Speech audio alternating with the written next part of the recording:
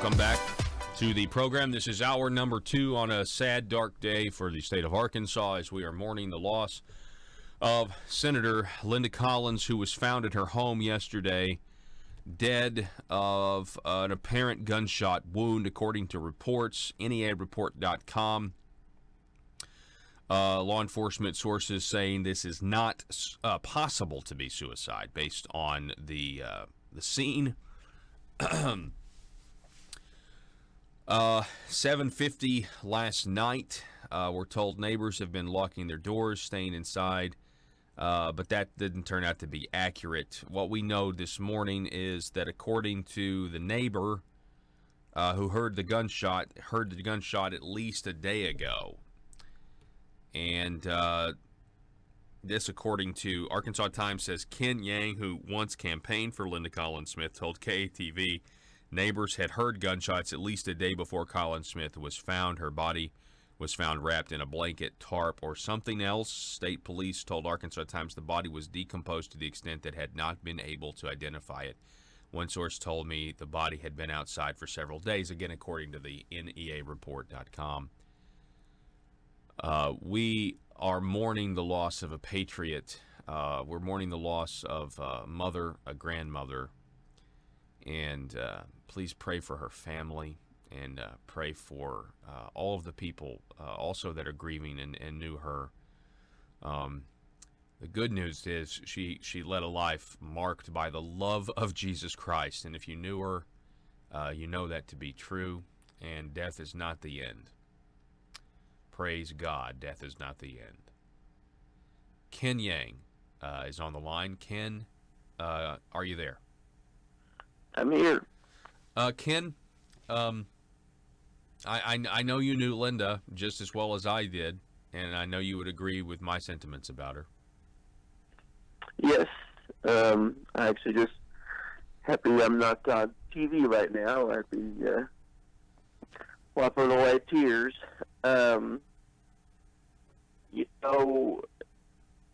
Linda, I hate that we're talking in this circumstance, but she was unafraid to meet her maker. I mean, she, of course, like all of us, don't want to die, but she would always tell me that, she, when the time comes, she would be ready to meet her maker, because that's how of a passionate of a Christian woman that she was. And I've been doing a lot of interviews trying to just let people know about Linda's life and keep it together. And I tell people, I try to make light and think of good memories, and I can just hear Linda's voice like, Ken, keep it together. Keep it together, Ken. And that would just be Linda just always telling you how it was and how she thought it should be. Yeah. Yeah, she was, I think I talked to you a little bit about this last night, but she always wanted to know about you personally, It wasn't just a political thing with her. She was highly relational, and she genuinely cared about how you were doing, how your family was doing, how you were growing, how you were progressing throughout this life, Yeah, I mean, there are people that say that they care, and I'm sure they care to an extent. But when Linda said that she cared, I mean, I might not personally call her for a few weeks, but she would pick up the phone or she would text and say, "Hey, what's going on? What's up? Wanted to check in on you." She, genuinely cared and genuinely wanted to know what was going on. I'm thinking, I was told the news outlet last night, I said I think it's important to also know that you were talking about her political path, and it goes along how great of a Christian woman she was, and how just vile and awful and mean certain people were to her. But guess what? Those people don't know that in private, Linda never said one ugly, nasty thing about those people. She might say, "That person's being mean to me, Ken." I mean, that's how bad that Linda would talk about someone was just to say that they were mean. And that just goes to her character. It's as a young person, young people typically don't deal with death as much as the older generation, and so this is just, this just hits home for me personally. I met her in 2010. I worked on her campaign in 2014. I helped her do media stuff in 2015 and 2017.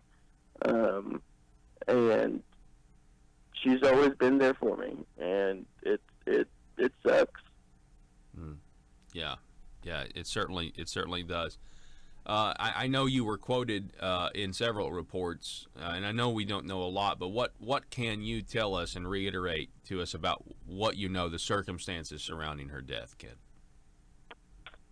I think one of the major points that I made, the media picked up, was, she was very active on social media, and her last post was May 28th.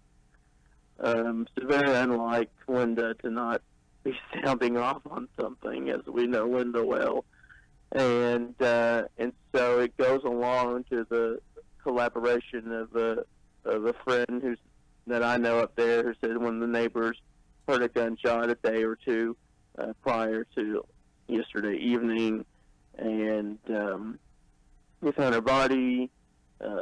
Suicide was immediately taken off the table, and state and federal investigators were headed up to investigate this as a homicide. Sheriff Bell, I believe, is supposed to have a press conference today for more information and details. So I would, people should probably be on the lookout for that. Hopefully he does have it today. I'm sure at latest would be tomorrow. Yeah. So you say that you did hear that the federal government was involved in investigating this as well? Yes, I did hear that, and then I heard multiple reports regarding that. But I've been telling every media outlet, I said, it's normal for state investigators to come. What's abnormal is for federal investigators to come, and yes. I hope a lot of questions are asked and poked and prodded, and if this cannot just go away. And I have been trying to be cognizant of not, spreading rumors or spreading, he said, she said, this may happen, that may happen. But I hope a lot of people ask questions. I hope questions will be answered without us having to get too heavily involved. But I tell people, for the time being, I want to, Linda deserves justice. For the time being, we need to celebrate Linda. Yes. And I think that's the most important thing right now. Yeah. Ken Yang, I appreciate you spending some time with us this morning, and I know your words are helping the entire state go through this grieving process, and really appreciate it, sir. So just keep me posted if you hear anything else. Thank you. I appreciate you having me on. Absolutely. Ken Yang, everybody.